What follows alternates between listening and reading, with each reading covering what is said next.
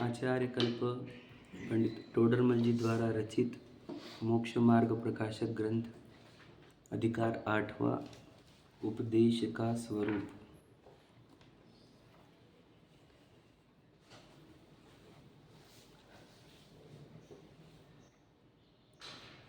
अज्ञान से अनंत दुखी जीव को ज्ञान प्रदान करना, यही उपदेश होता है। अज्ञान के साथ मोह भी आ जाता है, इसीलिए अज्ञान और मोह दूर करने का उपाय ज्ञान देना ही है। अज्ञान देना उपदेश के माध्यम से होता है। सोचो, जिनेंद्र भगवान, जिनको 3 लोक के नाथ कहे जाते हैं, जहाँ पे स्वधर्म इंद्र जो देवों का देव है, सर्वोच्च देव है, वो भी उनके सामने नतमस्तक है।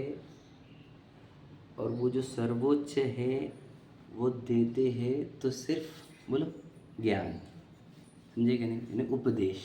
ज्ञान किस माध्यम से? उपदेश के माध्यम। मतलब उपदेश में क्या दिया जाता है? ज्ञान। आप समझ रहे क्या नहीं? मतलब सबसे प्रेशियस चीज़ कुछ होती है दुनिया में तो वो ज्ञान होता है। आप समझ रहे क्या नहीं? ज्ञान।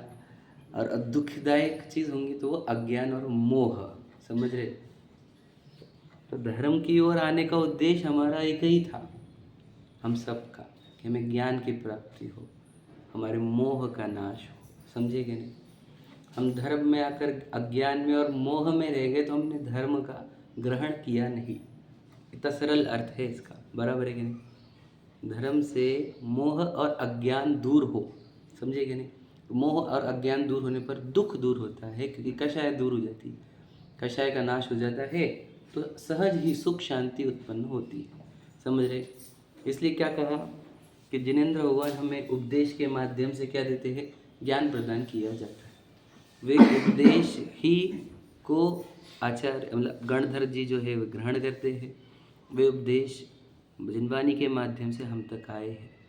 तो वही जो उपदेश को, इन उपदेश को 4 अनुयोग में विभाजित किया गया। अब ये 4 अनुयोग होते हैं। ये 4 अनुयोग ऐसे क्यों है? क्योंकि सब जीवों की रुचि और ज्ञान का आकर्षण कुछ और क्षेत्र का है, या वो कहीं और उलझे हुए हैं। किसके ज्ञान कम है, किसका ज्ञान ज़्यादा है ना?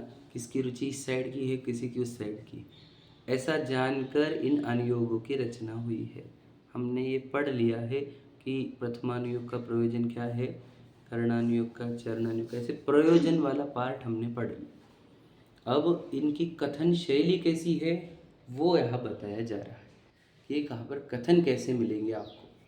तो प्रथमानुयोग तो कहा है हमने कि वे तुच्छ ज्ञान धारियों के लिए है, बराबर है, जिन्हें ज्ञान ही अल्प है ना? मतलब ज्ञान का प्रॉब्लम है, ज्ञान कम है उनके जीवन में। ऐसा नहीं कि उनका ज्ञान मिथ्या हो गया है, मतलब मिथ्या मतलब कि गलत जगह पे ज्ञान बहुत है लेकिन गलत जगह जा रहा है, ऐसा प्रॉब्लम नहीं है, ज्ञान ही कम है। समझे कि नहीं? तो प्रथमानुयोग तुच्छ बुद्धि के धारक जीवों को उपदेश देता है। उन्हें अधर्म की रुचि हटाकर, पाप की रुचि हटाकर धर्म की रुचि कराई जाती है। समझे ना? तो वो कथा के माध्यम से किया जाता है।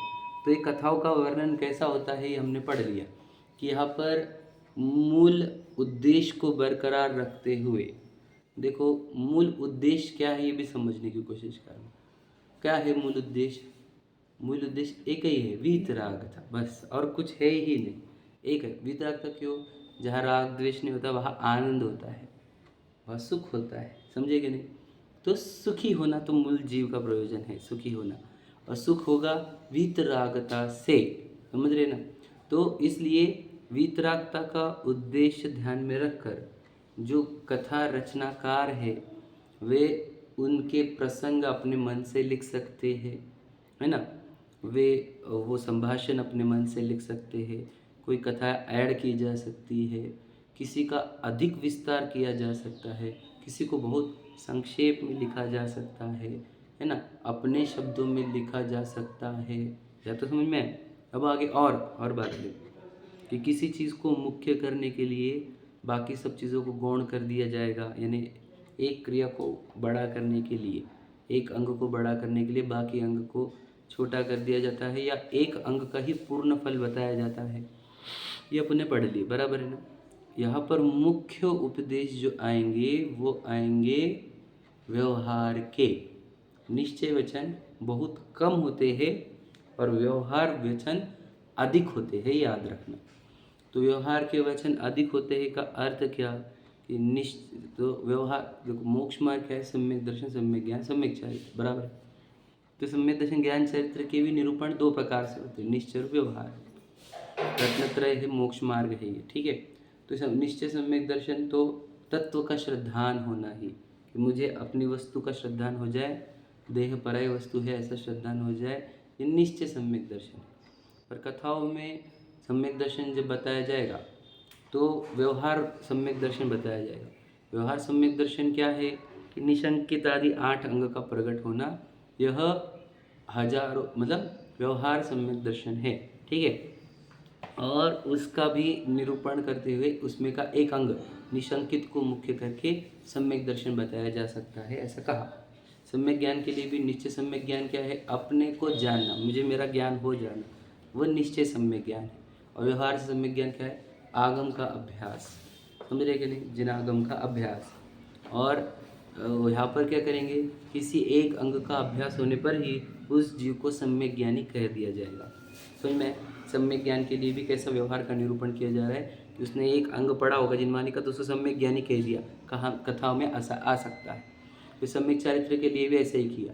क्या किया कि निश्चय सम्यक चरित्र क्या है? स्वरूप में लीनता, राग द्वेष का अभाव, कषाय का अभाव, समता भाव की प्राप्ति, समझे? ये निश्चय सम्यक चरित्र। परंतु वहाँ पर सम्यक चरित्र में श्रावकों की अपेक्षा से देखा जाए तो जिसने बस जैनत्व अंगीकार किया हो और कुछ प्रतिज्ञा ली हो छोटी मोटी, उसको भी श्रावक और श्रावकोत्तम कह दिया जाता है, पढ़ा है हमने। और अगर मुनिराज की बात करें तो जो दीक्षित है, जिनके द्रव्यलिंग भी टूटे हुए हो, समझे क्या नहीं? समझ रहे कि नहीं? मतलब सोचो, भावलिंग तो छोड़ दो, द्रव्यलिंग भी नहीं हो पूरी तरीके से, उनको भी मुनिराज बोलकर संबोधते हैं। कितने मुनिराज थे आदिनाथ जी के साथ? कितने थे? 4000। मतलब मुनि थे क्या? एक भी नहीं था। करणान योग अपेक्षा वे मुनि नहीं है, समझे क्या नहीं? परंतु फिर भी कथाओं में उनको मुनि कहा जाएगा। अच्छा, वे चरणान योग अनुसार मुनि थे क्या नहीं थे? चरणान योग अनुसार भी नहीं थे, आप समझे? सोचो, प्रथमान योग के अनुसार वो मुनि थे, प्रथमान योग के अनुसार। तो प्रथमान योग के अनुसार थे, मतलब प्रथमान योग ऐसा व्यवहार का प्रयोग करता है जिसने नग्नता धारण कर ली हो, समझे क्या नहीं? देखा देखी आदि, तो उनको भी मुनि बोल के संबोधित किया जा सकता है। वहाँ पर वो प्रथमान योग की कथन शैली है, समझ में आया क्या? तो वहाँ पर उनको मुनि कहा जा रहा है, जो 4000 थे उनको। चरणान योग के अनुसार 28 मूल गुण के धारक नहीं थे तो मुनि नहीं कहा जाएगा। और करणान योग अनुसार वे 6वें 7वें गुण स्थानवर्ती नहीं थे, इसलिए उनको भी मुनि नहीं कहा जाएगा। समझ में आ रही बात? गहरे समझ में आ रही है? तो ये श्रावक के लिए भी वहाँ पे 2 कषाय चौकड़ी का अभाव हुआ होगा तो करणान योग उनको श्रावक कहेगा, समझ रहे? चरणान योग क्या कहेगा? 5 चरण व्रत हो गए तो चरण, है ना। और कथा इनमें तो श्रावकोत्तम कह दिया जा रहा है, यदि जैनत्व उसके अंदर है, कुछ छोटी मोटी प्रतिज्ञा होगी तो भी, समझ रहे क्या कह रहे? तो कथाओं का, कहानियों का कथन जो होता है वो बहुत व्यवहार रूप होता है। क्यों कहा? तुच्छ बुद्धिधारियों के लिए रचा गया कहानी का कथन है ये, समझे क्या नहीं? उद्देश्य तो वही है जो हमने स्टार्ट में बताया कि अज्ञानी को ज्ञान देकर उसको दुख दूर किया जाता है। मेन इंटैक्ट है, वो प्रयोजन बिल्कुल इंटैक्ट है।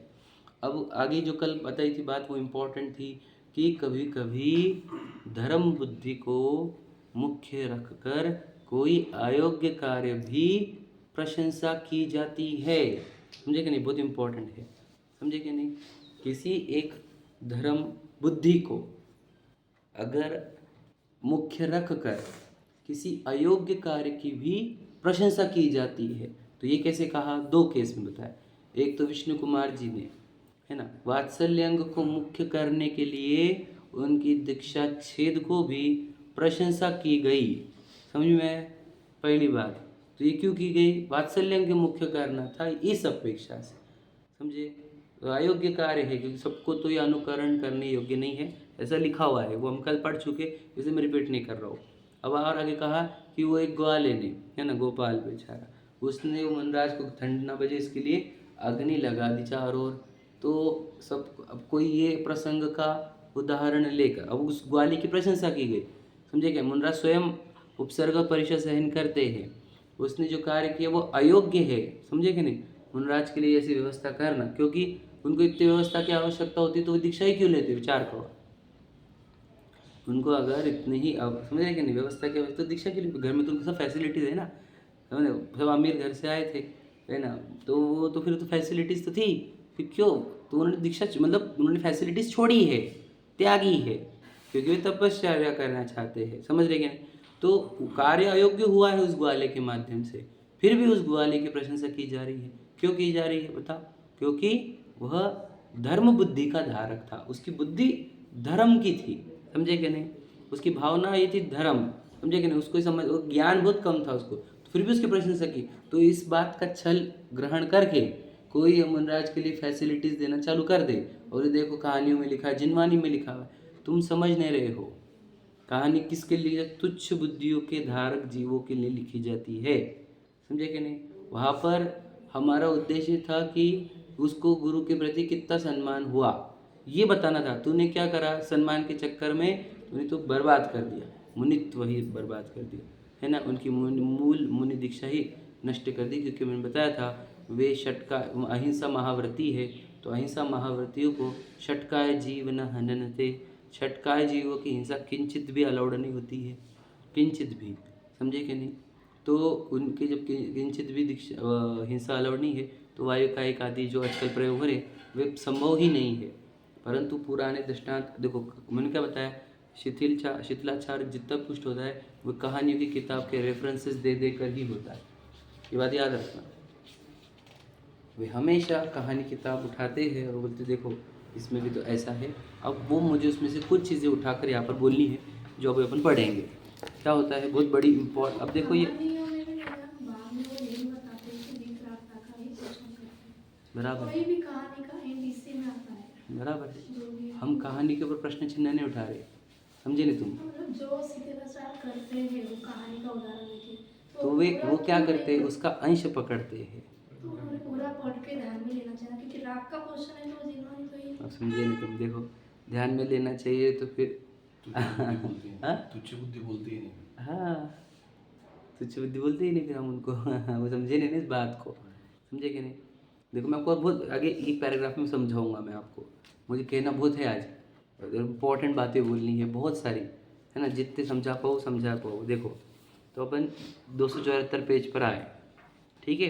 देखो सेकंड लास्ट पैराग्राफ पढ़ रहे हैं, बहुत गहरा है, बहुत इम्पोर्टेंट है और इसको बहुत हमारे अंदर उतारना है। आज आपको अपने विवेक को जागृत करके सब चीज़ों के ऊपर प्रश्न चिन्ह उठाना है जो मैं बताऊंगा, ठीक है? देखो ग्रुप में डालने का डाल देता हूँ, ठीक है, अपलोड कर दूँगा, अपलोड हो गया है, लिंक डालने, ठीक है? तथा जैसे वज्रकरण राजा ने सिंगोदर राजा को नमन नहीं किया, मतलब एक अभी कहानी सुनी है किसी ने? आपने सुनी होगी? अपने मेरे तो कथा का अभ्यास कर रहा क्या करूँगा अब मैं ज़रूर मुझे मतलब मूल तो मुझे बाय डिफ़ॉल्ट इंटरेस्ट अध्यात्म का था, तो हम अध्यात्म के पीछे भागे, अब तो कथाओं का भी इंटरेस्ट आ गया अपने आप में। ये करते करते अगर कहानी को इससे समझाए ना तो जल्दी समझ में आता है। हाँ तो मैंने कहा सुनी ये सब गौता जी के प्रवचन में सुना। हाँ ठीक है। देखो तो वज्रकरण राजा था, उसने सिंगोदर राजा को नमन नहीं किया, ठीक है? तो क्यों? वज्रधर राजा को मतलब वज्रकरण राजा कौन होगा? सम्यक दृष्टि के एंगल से बताया ना वो उनका, समझे क्या नहीं? मतलब क्या वो नमन नहीं करता था, वो बोलते देखो क्या लिखा है, मुद्रिका में प्रतिमा रखी, मुद्रिका मतलब अंगूठी में, हाँ, प्रतिमा रखी उसने, ठीक है? सो बड़े बड़े सम्यक दृष्टि राजा दिक को नमन करते हैं, उसमें दोष नहीं है, ध्यान रखना। सम्यक दृष्टि राजा को नमन करेंगे कि नहीं करेंगे? करेगा वो, ये तो लौकिक नमस्कार है हमारा, हम थोड़ी नमोस्तु कर रहे, समझे कि नहीं? तो राजा आया जिसकी प्रजा में इतना रिस्पेक्ट है, तो हम क्या नमस्कार नहीं करेंगे? कर देंगे हम उसको नमस्कार भैया, ये नमस्कार है हमारा, ये नमोस्तु नहीं है। अंतर समझ लीजिए, नमस्कार और नमोस्तु में अंतर होता है। लोग ये बोलते तुम तो दादाजी को भी करते, तुम तो टीचर को भी करते, तो इनको क्यों नहीं करते?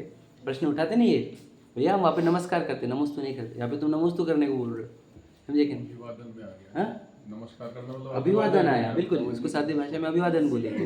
हाँ, दैट इज रिस्पेक्ट भी वैसी कैसी लौकिक रिस्पेक्ट है ये देखो दो याद रखना कि रिस्पेक्ट अलग है, आदर्श अलग है, ये भी अंतर है। नमोस्तु हमारे आदर्श होते हैं, नमस्कार हमारे आदर्श नहीं होते, समझे कि नहीं समझे? वे आदर के पात्र है, ये आदर्श है हमारे। समझ में आया भैया अंतर? आदर्श मतलब क्या? जे हम जिनका अनुकरण करना चाहते हैं, हम जिन जैसा बनना चाहते हैं, वो होते हैं आदर्श, समझे कि नहीं? जिनके पद चिन्हों पर हम चलना चाहते हैं, जिनके जैसा हम होना चाहते हैं, वे आदर्श होते हैं।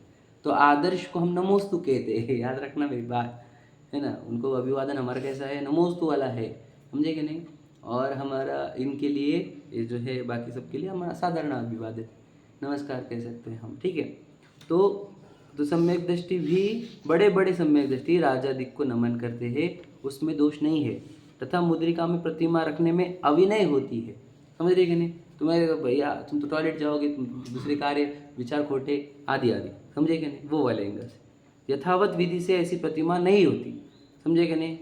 सही देखा जाए तो विधि को प्रतिमा तो अलाउड ही नहीं ऐसा रखना, बिल्कुल भी नहीं, है कि नहीं? इसलिए इस कार्य में दोष है कि नहीं?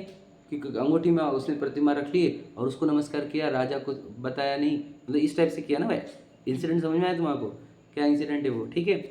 परंतु ऐसा ज्ञान नहीं था, उसे ज्ञान नहीं था ऐसा कि गलत हो रहा है, तो धर्मानुराग से मैं और को नमन नहीं करूँगा ऐसी बुद्धि हुई।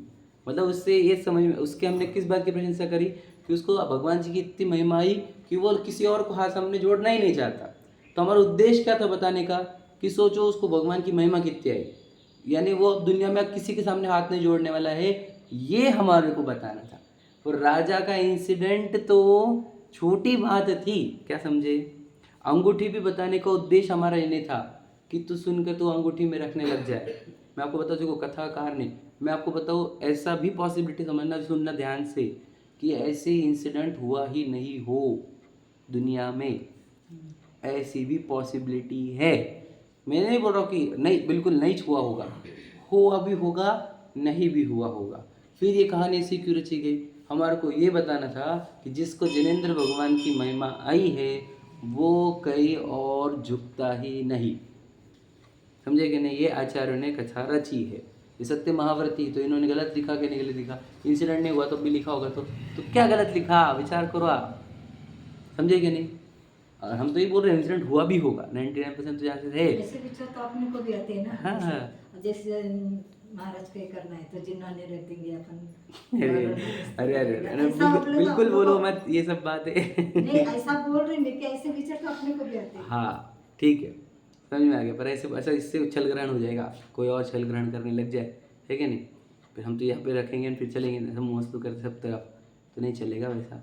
इसलिए वो ध्यान से, और मेरे को दोबारा वो ध्यान से बोलना पड़ेगा, ऑन रिकॉर्ड है सब, ध्यान से गलत बोलना नहीं कुछ भी। देखो ध्यान से सुनना, क्या कह रहे हैं हम, कि बताना क्या था कि वो और कहीं हाथ जोड़ना ही नहीं चाहता था, सिर झुकाना ही नहीं चाहता था कहीं और, बिल्कुल भी नहीं। हम के जिनेंद्र भगवान के सामने, राजा को भी नहीं, समझे कि नहीं? तो उसने वो छल, मतलब क्या किया, वो एक प्रकार से छल ही किया कि उसने वो मुद्रिका धारण कर लिया, उसमें प्रतिमा स्थापन कर दी ना, उसको उनको नमस्कार किया, और फिर राजा को नमस्कार नहीं किया। तो ये कहानी लिखी गई है, तो इस कहानी में से आपने मुद्रिका वाला पॉइंट उठा लिया क्या, कि देखो मुद्रिका में रख सकते हैं तो फिर घर में भी रख सकते, फिर तो इधर भी रख सकते, फिर चैत्यालय भी रख सकते, आदि आदि, ये प्रसंग मत उठा लेना इससे, समझे कि नहीं समझे? अब हम किसको भी नमस्कार नहीं करेंगे, ये वाली चीज़ मत भी उठा। तुझे बताना ये है कि और जिनेंद्र भगवान की तरह की किसी और कहीं नमस्कार करने योग्य नहीं है, ये बात बतानी, समझ रहे ना? देखो और ये प्रतिष्ठित भी नहीं थे, ऐसा बोला था उन्होंने। बराबर। देखो इसलिए उसकी प्रशंसा की है, परंतु इस छल से औरों को ऐसा कार्य करना योग्य नहीं। तो कौन सा कार्य बोल रहे हो? ऐसा नहीं करो। दो चीज़ें बताए मुख्यतः से, तो ये कि मुद्रिकाओं में प्रतिमा आदि, यानी प्रतिमाओं के साथ अभिनय नहीं होनी चाहिए। भले ही ये कहानी में ऐसा कहा गया, प्रशंसा की गई किसकी, वज्रकर्ण राजा की, देखो उसने किसी को नमस्कार नहीं किया, उसने तो मुद्रिका में ही भगवान जी को स्थापन कर लिया। ऐसी प्रशंसा आपको अंगूठी अंगूठी अंगूठी में प्रतिमा कर दे, समझे क्या नहीं। तो उसकी प्रशंसा की गई हो तो इसकी प्रशंसा का अर्थ ये नहीं कि आप भी प्रतिमाओं को जहाँ तहाँ रख लो, समझे क्या नहीं। पहला पॉइंट ये। दूसरा कि उसने राजा को नमस्कार नहीं किया तो हम किसको नमस्कार नहीं करें। तुम्हारे अगर लौकिक अभिवादन नहीं होंगे तो तुम्हारे अहंकारी दुराचारी माना जाएगा, समझे कि नहीं। और फिर तुम्हारे से धर्म की प्रभावना भी नहीं होगी और धर्म बदनाम होगा, समझे कि नहीं। लौकिक अभिवादन करने में कोई दिक्कत नहीं है, समझे कि नहीं, बिल्कुल याद रखना। मतलब एग्जाम्पल समझ लीजिए, मैं हूँ, है ना, मेरे बड़े कोई रिश्तेदार आ गए, उनको नमस्कार करो, और बाजू से कोई गया उनको तुमने नमस्कार नहीं किया, ऐसे कैसे चलेगा तुम्हारा। आप समझे कि नहीं। अरे भैया हम समझे नहीं, हम लौकिक नमस्कार कर रहे हो और इनको भी लौकिक करो, हम इनको लौकिक नहीं कर सकते ना। क्यों लौकिक नमस्कार क्यों नहीं कर सकते इनको, क्योंकि उनकी जो भेष है ना, वो लौकिक नहीं है ना। उन्होंने भेष तो पंच परमेष्टियों का धारण किया आदि, समझे कि नहीं। तो फिर उनके नमस्कार करने से तो गलत चीज़ें हो जाएंगी मेरे से अनुमोदना, समझे कि नहीं। इसलिए नमस्कार नहीं करेंगे, ये बात याद रखना। थोड़ी सी कठिन लगेंगी सुनने को, बस अच्छा ये है कि नहीं। तो आपको ये चल रहे कपड़े वाले यानी ये नहीं चल रहे ऐसे। अरे हम समझे, तुम समझते क्यों नहीं इस बात को। हमने उनको नमस्कार थोड़ी किया है, हमने तो उनका नमस्कार किया है। ढोक देते हम, बोलते ना, हम ढोक दी है हमने, बस और क्या किया, है कि नहीं। हम कोई अनुकरण थोड़ी कर रहे हो उनका, समझे कि नहीं। हम तो बिल्कुल अनुकरण नहीं करते उनका, लेकिन वो लौकिक रिस्पेक्ट है। दुनिया में रहने के लिए समाज व्यवस्था में ऐसा अभिवादन करना योग्य है। क्यों, देखो जो बड़ों का विनय करता है तो बड़ों के उपदेश सुनता है। बड़ों के सिर्फ वो सिर झुकने का नहीं था, उपदेश सुनने के लिए था वो। क्यों प्रथा लगाई है ये, ताकि फिर तू बड़ों का रिस्पेक्ट करेगा तो बड़ों के शब्दों का आदर करेगा, और बड़ों के शब्दों का आदर करने से तेरा जीवन लौकिक रूप से अच्छा रहेगा। नहीं समझे। बड़े बंद बोल दिया कि नहीं उसके साथ मत रहना, तो अगर विनय करेगा तो तू उनकी बात भी सुनेगा, उनके साथ नहीं रहना, और फिर तो अच्छा भी बनेगा। तू विनय नहीं करेगा तो सुनेगा नहीं, तो तू बर्बाद करेगा जीवन। तो लौकिक अपेक्षा से वो रिस्पेक्ट की भी वैल्यू है, नहीं समझे, समझ में आया कि नहीं। लोग आजकल सिर्फ सिर झुकते हैं, बस हो गया, बाकी सुनने का किसी कुछ नहीं। वो वाला लॉजिक नहीं था, सब बिगड़ते जा रहे, सब बिगड़ते जा रहे। बात समझ में आई। लौकिक अभिवादन का अलग उद्देश्य है, तो वो प्रॉब्लम नहीं हमारा लौकिक अभिवादन करना, समझे कि नहीं। उसमें भी हमारा उद्देश्य यही है कि हम क्या उपदेश सुनेंगे इनका, क्योंकि इनका लाइफ एक्सपीरियंस ज़्यादा है कि भाई लोगों पर भरोसा मत कर, वो बोले किसी पे अंदर भरोसा मत कर, तो फिर वो बात सुनने योग्य है उनसे, समझे कि नहीं। तो वहाँ पर वो वाला लॉजिक है, ठीक है। और इनके लिए तो परम पद परमेष्टि पद है, तो हमारे वो जो जिनवानी ने कहा है वैसे ही अभिवादन होगा, समझे कि नहीं। सिंपल बात है। तो जिनवानी सिखाती है, हमारा कुछ भी नहीं है। यहाँ पर हमारा एक कण का भी ज्ञान नहीं, हमारा जो कुछ है सब जिनवानी का है कि नहीं। हमारे मन का चलता भी नहीं, चला है तो गड़बड़ हो जाएगी, और समझे कि नहीं, सब जिनवानी का ही है। अब यहाँ से आगे वाला पढ़ेंगे, ये इंपॉर्टेंट पैराग्राफ है जो मुझे बहुत हाईलाइट करना है, ठीक है। आप भी अपने अंदर हाईलाइट कर लेना इस बात को। तथा कितने ही पुरुषों ने पुत्रादि के प्राप्ति के अर्थ अथवा रोग कष्ट आदि दूर करने के अर्थ चैत्यालय पूजन आदि कार्य किए, स्तोत्र आदि किए, नमस्कार मंत्र स्मरण किया, परंतु ऐसा करने से निकांक्षित गुण का अभाव होता है, निदान बंध नामक आर्त ध्यान होता है, पाप ही का प्रयोजन अंतरंग में है, इसलिए पाप ही का बंधन होता है, परंतु मोहित होकर भी बहुत पाप बंध का कारण खुदेवादिक का तो पूजन नहीं किया, इतना उनका गुण ग्रहण करके उसकी प्रशंसा करते हैं। ये क्या बात बोल रही है, क्या है, कैसे सुनोगे। याद रखना, मैं आपको बोल नहीं सकता, मैंने इतना बोला है आज तक, काकी जी को मालूम है मेरे कैसे क्या तुम भगवान जी का कोई भी चीज़ यूज़ नहीं कर सकते तुम लौकिक चीज़ों के लिए। यहाँ पर तुम्हें क्लियर लिखा है क्या कि कोई रोग पुत्र प्राप्ति के लिए भी मंदिर बनवाया है, पुत्र प्राप्ति के लिए पूजन आदि करी, पुत्र प्राप्ति के लिए नमस्कार मंत्र का प्रयोग किया गया, पुत्र प्राप्ति के लिए, समझ रहे कि नहीं, और स्तोत्र भी रचे गए, समझ भक्ताम स्तोत्र का प्रयोग किया गया आदि आदि। पुत्र प्राप्ति पहला पॉइंट। दूसरा रोग दूर करने के लिए, कुष्ठ रोग दूर करने के लिए, है ना, सिद्ध चक्र मंडल विधान का समझ एग्जाम्पल, ठीक है। उसके लिए मंदिर बनवाया, पूजन करवाए, स्तोत्र रचे, नमस्कार मंत्र का प्रयोग किया गया, ठीक है। तो अब ये जो करना है, ये ऐसा करना, तो क्या क्या है ये सब करना, क्या रहता। पहले बात, इसमें निकांक्षित गुण खत्म हो गया तुम्हारा, क्योंकि तुम्हारे को पुत्र प्राप्ति या रोग निवारण की कांक्षा हो गई, इस सब में दर्शन भ्रष्ट हो जाता, पहली बात। दूसरा, निदान बंध नाम का अर्थ ध्यान होता है, आर्त ध्यान के प्रकार में एक निदान बंद होता है कि मुझे ये चाहिए, मुझे ये चाहिए, ऐसा निरंतर जिसका चिंतन होता है उसको कहते हैं आर्त ध्यान। ध्यान मतलब क्या? रिपीटेटिव थिंकिंग, समझ रही है? तो रिपीटेटिव थिंकिंग चाहिए, काय की हो रही है हमको? ये चाहिए चाहिए वाला, ठीक है। तो ये पुत्र प्राप्ति या निरोगता की वार निरंतर प्राप्ति जो चाह रहा है, ये क्या है? आर्त ध्यान है, निदान बंद वाला, ठीक है। तीसरा, पाप ही का प्रयोजन, मतलब चाह क्या रहा है? लौकिक चीज ही चाह रहा है, पुत्र हो या निरोगता हो, है ना। इसलिए पाप का ही बंधन होता है इसके अंदर। 3 चीज समझ में आई? बंधन होगा तो पाप का ही, समझ में आए? तो बताओ कि ये सब करना जिससे पाप का बंध हो रहा है, आर्त ध्यान हो रहा है, निकांक्षित गुण भ्रष्ट हो रहा है, ऐसा काम करना प्रशंसा के योग्य है कि निंदा के योग्य? बताइए, बोलिए भैया। तो वो दर्शन को आ रहा, लेकिन वो दर्शन को आ रहा तो ऐसा बता दिया इसकी ये करेंगे। बोलो, इस प्रश्न का उत्तर दीजिए मुझे, बताओ क्या उत्तर है? प्रशंसा के योग्य है कि निंदा के योग्य? तो निंदा की हाँ भैया। प्रयोजन में वो तो निंदा के योग्य है, जिस प्रयोजन से वो कर रहा है, लेकिन पूजा भक्ति आदि कर रहा है वो तो प्रशंसा योग्य है। उसके बाद रोग आदि दूर करने के लिए ना हाँ। उसकी ओर से निंदा ही होगी और निंदा ही होगी। निंदा योग्य ही है ना? है कि नहीं? क्या लगता है आपको? देखो, निंदा के योग्य ही है, बात याद रखना, समझ लीजिए बात, पहली इंपॉर्टेंट बात। लेकिन परंतु, थोड़ा मर्जी वाला परंतु याद रखना, क्या लिखा? परंतु वर्ड यूज आया हुआ क्या? हाँ देखो, परंतु वर्ड आया वहाँ पर भी, है कि नहीं? आ ही गया परंतु, बराबर। मैं भी बोल रहा था, उन्होंने बोल दिया। मोहित होकर भी, समझे क्या नहीं? भ्रष्ट हुआ वो, लेकिन इतना भ्रष्ट नहीं हुआ कि वो खुदेवादिक का पूजन करने लग जाए, समझे क्या नहीं?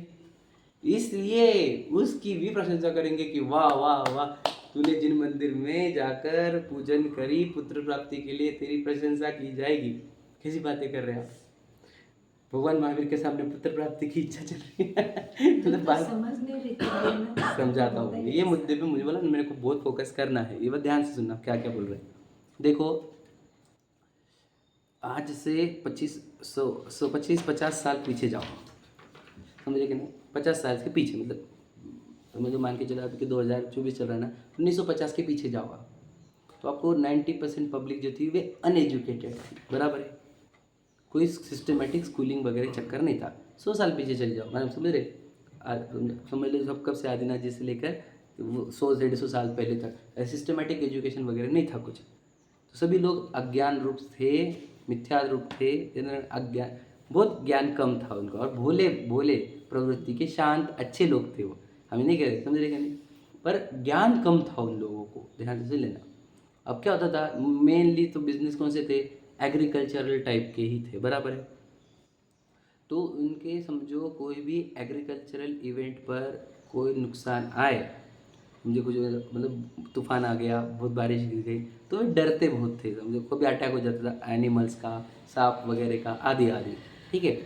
तो वे लोग भोले थे और वो उनके ऊपर ऐसे कैलेमिटीज आते थे, बराबर। तो क्या करते थे, तो वहाँ के लोग जो अज्ञानी है वो बोलते थे भैया भगवान का प्रकोप हुआ है तेरे ऊपर, समझे क्या नहीं? कि उन्होंने दंड दिया है तुझे, है ना। तो तू क्या कर, तो वो कहते हैं इन देवी के पास जा, उससे ये दूर होता है, ये देवता के पास जा, इससे ये दूर होता है। मतलब सोचो, वो मिजल्स आते थे, उसको भी शीतला माता का बोला जाता था ना, बराबर है कि नहीं? अब वो मिजल्स सब हो सकते, बॉडी का ही एक डिफेक्ट है ना, कुछ केमिकल इम्बैलेंसेस हुए होंगे तब आए, तो क्या कहते? शीतला माता आदि, समझ रहे? शीतला माता बोलते थे ना, हाँ हाँ। तो ऐसा कुछ हुआ तो हर एक के लिए देवी देवता के पास वो जाते थे। तो उनको ये बोला जाता, देख तेरे पाप का प्रकोप हुआ है, तेरे को ये माता का प्रकोप हुआ है, तो ये माता के पास जा। तो वो क्या थे, वे इतने ब्रिलियंट थे क्या कि ये माता का इससे क्या कनेक्शन, फिर ये कैसे बॉडी में कोई डिफेक्ट होगा केमिकल, ये कुछ उनके पास ज्ञान था नहीं, समझे क्या बोल रहा हूँ मैं? तो वे तो जैन क्या अजैन क्या, सब इन देवी देवताओं के पास भागते थे, समझे क्या कह रहा हूँ? बात समझना, पहले इतिहास क्या है वो समझने की कोशिश करो। भोले लोग थे वे, तो उनको किसी ने बोला कि इनके पास चले जाओ, तो चले जाते थे। उनके लिए वो बोले ये चढ़ा दो, तो चढ़ा देते थे, आदि आदि, समझे कि नहीं? क्या चढ़ाते? शीतला माता के पास जाके दही भात ये सब मैंने भी किया है, मतलब मेरे बाप मम्मी ने लेके गए थे मुझे, समझे कि नहीं? कांजने बोलते ना मराठी में उसको, हाँ हाँ वही तभी की बात है, मैंने देखा हुआ भी है। सोचो इन आंखों से देखा हुआ है, मेरे लिए किया गया था तब मैंने की भी बात। किया है। हाँ वही तो बता रहा हूँ आपको। हाँ हाँ, तो सोचो तो ये सब हुआ था। और ये सोचो कब की बात बोल रहा हूँ मैं, सब ऐसे पकड़ लो 30 साल पहले की बात होंगी मेरे केस में, है ना, इनसे 50 साल के पहले के केस की बात, तब तक ये सब चीज़ें थी, समझे कि नहीं। तो बताना चाह रहा हूँ मैं, अभी तो बहुत सारे इंसिडेंट मैं आपको क्या बताऊँ कि इसकी बलि दे दो, इसका वो कर दो, है ना, ये बेटी को कुर्बान कर दो, ये ऐसे बहुत सारे थे, मैं आपको बोल नहीं सकता। फिर बहुत ये सब गड़बड़ होने लग गई तो गवर्नमेंट ने, महाराष्ट्र गवर्नमेंट ने अनिस की स्थापना करी। अनिस पता है ना, अंधश्रद्धा निर्मूलन समिति, समझेंगे, संघ संघ संघ इतना कुछ होगी। तो अंधश्रद्धा निर्मूलन फिर दूर कराया गया, कह रहे ऐसे कुछ नहीं रहता, कुछ नहीं रहता। फिर बाबा लोग आके वो करते थे एग्जाम्पल, समझ रहे। तो सब तरफ ये माहौल था कि सब देवी देवताओं के पास भागते थे, ये देवी वो देवी, ये देवता वो देवता, ये वाला आदि आदि आदि, ठीक है। तो वहाँ पर उन लोगों को धर्म में दृढ़ रखने के लिए क्या कहा गया कि तुम उधर जा रहे हो ना, उधर मत जाओ, तुम्हारा काम यहाँ पर भी हो जाएगा। क्या समझे, ध्यान से लेना, कि तुम जिनेंद्र भगवान के मंदिर में आओ, तुम्हारे को भी ये मिल जाएगा। तुमको देवी देवता पाए चाहिए ना, तो ये ले लो, पद्मावती क्षेत्रपाल आदि ये ले लो, ठीक है। तो उधर पंचामृत अभिषेक से अच्छा होता है तुम्हारा, तो इधर भी पंचामृत अभिषेक करो। समझ लीजिए क्या कह रहा हूँ मैं, सब कठिन लगेगा आपको सुनने को, कि वहाँ पर तू वो चंदन आदि लगाता है, इधर लगा ले, समझ रहे। तो वहाँ पर अब फूल फेंकता है, यहाँ पर भी फेंक, समझ रहे कैसा सुनने को कैसा लग रहा है, समझ रहे कि वहाँ पे वो 108 फेरी मार, तू वहाँ पे फेरी मार, तू यहाँ पे भी फेरी मार, समझ लेना, समझ रहे क्या कह रहे। वहाँ पे अखंड दिया चलता है, तू यहाँ पे भी लगा ले, समझ रहे। तो ये सब कहना उन लोगों का कि तू यहाँ पर पंचामृत कर ले, यहाँ पर तू फूल चढ़ा ले, ये सब कहना कैसा लगता है आपको सुनकर। तो देवता के ऊपर कर रहा था ना उन्होंने, वो समझे नहीं, तो वो जा रहा था ना, तो यहाँ से वो अगर चला जाता तो वो तो आता ही नहीं फिर भगवान जी के पास, जिनेंद्र भगवान के पास। उधर से तो छुट्टी है। तो ये सब कहना उसके लिए क्या था, सही था गलत था, क्या लगता है आपको, बताइए पीछे बता भैया, आप बता, आपका मत क्या है इसके ऊपर, इलेक्शन लड़ेंगे अपन। यही है ना, कम से कम अन्य धर्मों में जाके कम से कम अपने धर्म में तो आया है, तुझे हिंदू तो आया है। इनका मत सही वाला है, आपका मत गलत वाला, आपको बताइए, वोटिंग दे दिया आप, सही है या गलत कहना। धर्म से ना धर्म से दूर ना जाए, उन्होंने, और वो गलत, उन्होंने जो सही गलत बताओ, सही है गलत, मैं तो पूछ रहा हूँ, देखो मुझे पता है वो, मुझे जो बोल रहे हैं आप, देखो दोनों एंगल मेरे पास है, इसलिए तो आपको पूछ रहा हूँ मैं, आपका एंगल, आपको कहा, आपका अटैक कहाँ हो रहा है, मतलब कहाँ 1% सही है, बट उन्होंने बाद में उसका निराकरण, अब समझे नहीं। तो वहाँ पर वो सही था क्या गलत था, ये प्रश्न है हमारा। गलत ही था। क्या लगता है भैया, तुम भैया। तुच्छ बुद्धि तो मुश्किल ही होता है। हाँ बोलो, आपका क्या मत है इसमें। आपको तो देखो, आपको डिसीजन देना नहीं है, आपका क्या लग रहा है वो बोलना है आपको, जो आपको लग रहा है वो बोलो। क्या लगता है आपको, एक गलत चीज से हटाकर थोड़े सही रास्ते पर लाने के लिए। आपको क्या लगता है काकी, बोलो। तो मरता क्या नहीं करता इसलिए। हाँ बिल्कुल यही बात है वो, बोलो आपका क्या मत है। वो व्यवहार से तो करेक्ट है, क्योंकि वो जो उसको ज्ञान ही नहीं है ना। बोलो आ गया मत, बताने वाले तक से तो गलत होता है, पर उनका उद्देश्य था कि मंदिर में आना कर। बस। तो इस उद्देश्य से तो याद रखना, ये जो साउथ में जितना भी हुआ है, महाराष्ट्र से लेकर नीचे, तो ये सब लोग बहुत स्पीड से कन्वर्ट हो रहे थे, याद रखना मेरी बात, ये सब इतिहास है जो मैं आपको बता रहा हूँ, सब कन्वर्ट हो रहे थे, सब स्पीड से नाश हो रहा था जैनिज़्म का, समझे कि नहीं। भद्रभाव के बाद जैनिज़्म पूरा आ गया था इधर, है ना, जैनिज़्म साउथ में आया था ना, पता है ना आपको। तो यहाँ पर भी वो स्पीड से कन्वर्जन स्टार्ट हो गया था। तो उन सब लोगों को वो ना भटके, इसके लिए ये सब बताया गया था, याद रखना, ये सच्चाई है। और उनका वो कदम मेरे बुद्धि से सही था, मेरी बुद्धि से बोल दे रहा हूँ, ठीक है, आपको ये ना लग जाए, रिकॉर्डिंग पर भी है, वो सही था। फिर लोग एजुकेटेड हुए, फिर उनको सही समझा देना चाहिए था, ये काम गलत हुआ है कि अभी तक उसको वैसे ही बना के रखा, ये गलत है, समझे कि नहीं। तो अब क्या बोल रहे हैं, देखो कहानियों में लिखा है, देखो किताबों में किया, उसने ये पूजा करी, उसकी प्रशंसा की गई, उसने पुत्र प्राप्ति के लिए किया, उसने देखो धन वृद्धि के लिए किया, देखो उसने रोग निवारण के लिए ये किया, देखो रोग तीज की, देखो इसकी कथा, देखो सिद्ध चक्रमंडल की कथा, देखो ये कथा। तो समझा नहीं, हमारा उसका कहने का उद्देश्य ये था कि तू अन्य धर्मों में नहीं गया, जैन धर्म में रहा, ये तेरी प्रशंसा के योग्य कार्य है। मैं आपको बता नहीं सकता, देखो मैं अब समाज में रहता हूँ ना, तो मैं सब बातें बहुत गहराई से सोचता हूँ।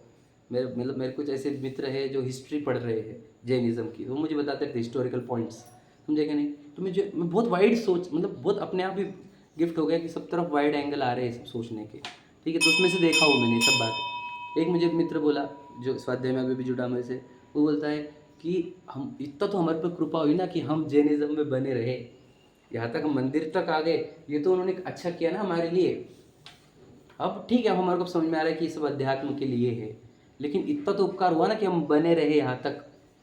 तो मैं ये बात को भी स्वीकारता हूँ, मतलब यस, उनको यह जैनिज़्म तक रखने के लिए जो जो कहा गया वो सब चीज़ें मुझे एक्सेप्ट है, समझे कि नहीं। मैं आज भी बताता हूँ आपको, सच्चाई ये है, सोचो यही औरंगाबाद शहर की बात ये है कि आज भी लोग अपने प्रॉब्लम्स के लिए अन्य जगह जाते हैं, समझे कि नहीं। कितने जगह जा रहे हैं आपको पता है कि बोलने के शब्द कि कोई सिंगापुर जाएगा, तो कोई भद्रा मारुति जाएगा, तो कोई स्वामी समर्थ जाएगा, तो आदि आदि आदि एग्जाम्पल, समझ रहे कि नहीं, जाते हैं लोग। तो उन सबको वो ऐसे, अब ये कौन लोग हैं, तुच्छ बुद्धि के धारक समझे क्या। तो इन लोगों को वो जैनिज़्म में रखने के लिए उन्होंने वो कदम उठाए थे, समझे क्या नहीं। आप बोलेंगे आप गलत बात बोल रहे हो, यहाँ पे लिखा है प्रशंसा की जाती, बताओ। लौकिक चीज के लिए भगवान जी को यूज कर रहा है वो, तब भी उसकी प्रशंसा की गई। देखो यहाँ पे शास्त्र मिलेंगे आपको ऐसे कहानियों के, समझे क्या नहीं, कहानियों में लिखा हुआ है ये सब, समझे क्या।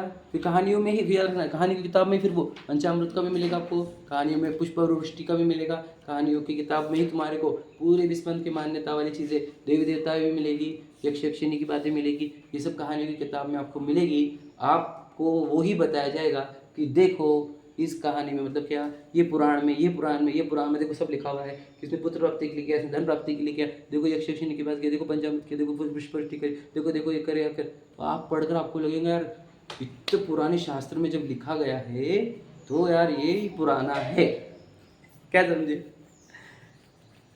समझ में आ रहा क्या बोल रहा हूँ मैं बोल रहा हूँ आपको हाईलाइट करना होगा मैं जो बता रहा हूँ उसको।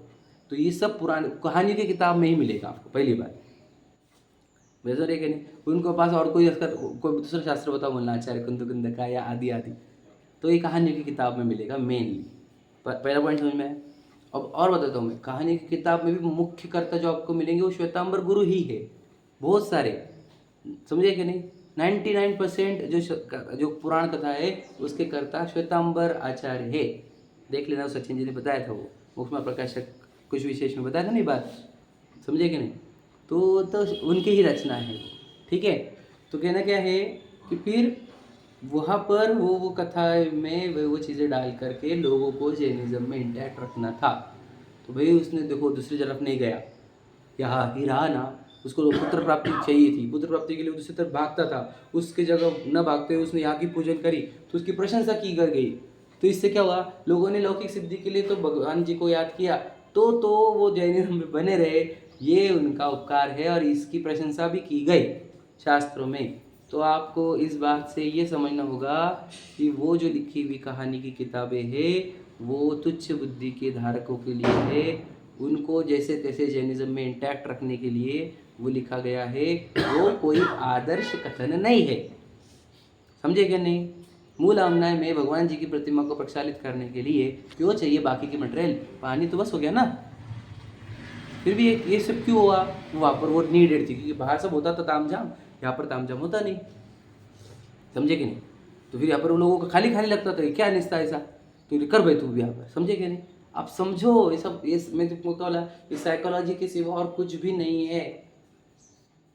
लोगों की साइकी पकड़ी और उनको वो करने को बोला गया, तो वो लिख दिया होगा कहीं पे, तो वो कोटेशन उठा के बोलेंगे देखो यहाँ पर भी लिखा, यहाँ पर भी लिखा है, यहाँ पर भी लिखा हुआ है, समझे कि नहीं। काष्ठ की प्रतिमा थी पहले, पता है ना आपको, तो उसको वो स्ट्रांग रखने के लिए घी आदि की जरूरत पड़ती होगी, तो वो समझे कि नहीं। पत्थर की प्रतिमा नहीं थी, कास्ट मतलब लकड़े की, हाँ, तो उसके लिए घी आदि की जरूरत थी वो स्ट्रांग बनने के लिए, आप समझ लीजिए। तो वो उठा के देखो, यहाँ पर भी लिखा, यहाँ पर भी लिखा, ऐसा समझे कि नहीं? ये सब होता है, हुआ है। इतिहास को अच्छे से पढ़ो आप। जिनेंद्र अर्चना के पहले के 4-5 पेज पढ़ लेना, आपको ये सब मिलेगा वहाँ पर, समझे कि नहीं? जिनेंद्र अर्चना के बाद अच्छे देखो, प्रकाश में भी है। हाँ उसमें भी है क्या? हाँ, तो फिर वो बाकी देवी देवता बाहर के मंदिर विराज में पहले बाहर थे, बाहर से अंदर लाए गए, आप समझिए? ये सब चीज़ें आई कैसे, इसका भी आपको इतिहास मतलब ज्ञान होना चाहिए। और वो लोगों का प्रति द्वेष नहीं, उनका क्या लॉजिक था वो भी समझ में आना चाहिए। देखो याद रखना, हम जब तक सामने वाले का पॉइंट ऑफ व्यू नहीं समझते हम बायस्ड रहते हैं, समझे? कोर्ट हमेशा से दोनों बाजू सुनना चाहती है, तो अब दोनों बाजू सुनो। तो आप जब आप ये सुन लेते हो, आपको एक से भी राग नहीं और एक से भी द्वेष नहीं। हम समझते जिसने जिसने जैनिज्म को इंटैक्ट रखा वो सब हमारे लिए अनुमोदनीय है, समझे कि नहीं? और जैन धर्म से जो तो भटका रहे वो तो समझ लेना, वो तो सब निंदा के योग्य ही है। सिंपल बात समझ में आ रही क्या? तो ये पैराग्राफ आपको क्या बता रहा है कि उसकी प्रशंसा की जिसने लौकिक एंगल से पूजन अधिकारी किए हो, समझे कि नहीं? देखो लिखा, फिर से पढ़ लेता हूँ। परंतु मोहित होकर भी बहुत पाप बंध का कारण खुदेवादिक का तो पूजन आदि नहीं किया, इतना उसका गुण ग्रहण करके उसकी प्रशंसा करते हैं। इस छल से औरों को लौकिक कार्यों के अर्थ धर्म साधन करना युक्त नहीं है, इस प्रकार अन्यत्र जानना। समझ में आ गया? बात में समझ में आ गई? तो कहाँ पर प्रशंसा कर दी तुम लोग, उनकी भी तो करी प्रशंसा जिन्होंने लौकिक कार्य के लिए पूजा नहीं की, वो उनका वो लॉजिक उठाकर तू ये काम मत कर देना, तुझे बहुत पाप बंद होगा, समझे कि नहीं? वो बुद्धि के कम लोग थे, तुच्छधारी थे, अब तू तो एकदम शार्प माइंडेड पर्सन है। ध्यान से सोच, अपने को चाहिए क्यों लौकिक चीज़ें, समझे कि नहीं? ये तो पुद्गलों की रचना है, पूर्व कर्म के फल लेकर कुछ चाहिए अपने को, मिट्टी का ढेले, है ना? वो उनके अलग लॉजिक थे, वो तुच्छ बुद्धि थे, वो इतने जिनमानी समझते नहीं थे, 6 द्रव्य 7 तत्व समझते नहीं थे। उन जीवों के एंगल से वो कहा गया है, समझे क्या? और बोला जा सकता है, समय कम है मेरे पर, बहुत अच्छे से एक्सप्लेन किया जा सकता है कि ये सब शास्त्रों में मिलता है। तो हम पढ़ लेंगे शास्त्रों में, तो आप बोलेंगे देखो यार पुराने शास्त्र में मिल गया, वो आपको ही बोलते हैं ना, लाओ तुम्हारे पुराने शास्त्र, हम पुराने शास्त्र लाते, देखो पुराना हमारा कथन है इसलिए ये सही है, तुम बाद में आए हो पहले तो यही था, आप समझे क्या? सही है कि नहीं जो बोल रहा हूँ मैं, समझे कि नहीं? पहले तो यही था, अभी तुमने दूसरा लाया है, ऐसा बोलना है उनको। और देखो अब क्या करें, तुच्छ बुद्धि की धारक है, सूक्ष्म तत्व ज्ञान नहीं है, ज्ञान का प्रयोग भी नहीं है, लकीर की फकीर बनते हैं, समझे क्या नहीं? इसलिए ये सब हो रहा है। समझदार अगर कोई होगा तो समझ जाएगा। समझदार होना, वाइड एंगल होनी चाहिए, ज्ञान उतना विस्तारित होना चाहिए, और मन निष्पक्ष होना चाहिए। पक्षपात वाला मन नहीं स्वीकारता सत्य को, समझे क्या नहीं? जो निष्पक्ष होकर देखता है ना, उसको सब दिखता है। पक्षपात वाला एक ही चीज़ खींचते रहता है बस, अभी जो राग द्वेष भी करते हैं, झगड़े करने को तार हो जाता है, हम तो वो छोड़ेंगे नहीं, ये नहीं करेंगे ठीक है। इस प्रकार प्रथमान युग में अन्य कथन भी हो, उन्हें यथा संभव जानकर भ्रम रूप नहीं होना। लाइन क्या एंड पसंद में, प्रथमान युग में अन्य कथन मिलेंगे आपको ऐसे ही, तो उसको क्या करना, यथा संभव जानकर भ्रम रूप नहीं होना। बात समझ में आ गई? कहानी की किताब पढ़ने के बाद बहुत ध्यान से सोचना कहानी की किताब आपके आदर्श नहीं बनेंगे, वो उस टाइम की ज़रूरत के अनुसार लिखे गए हो, ठीक है? चलो।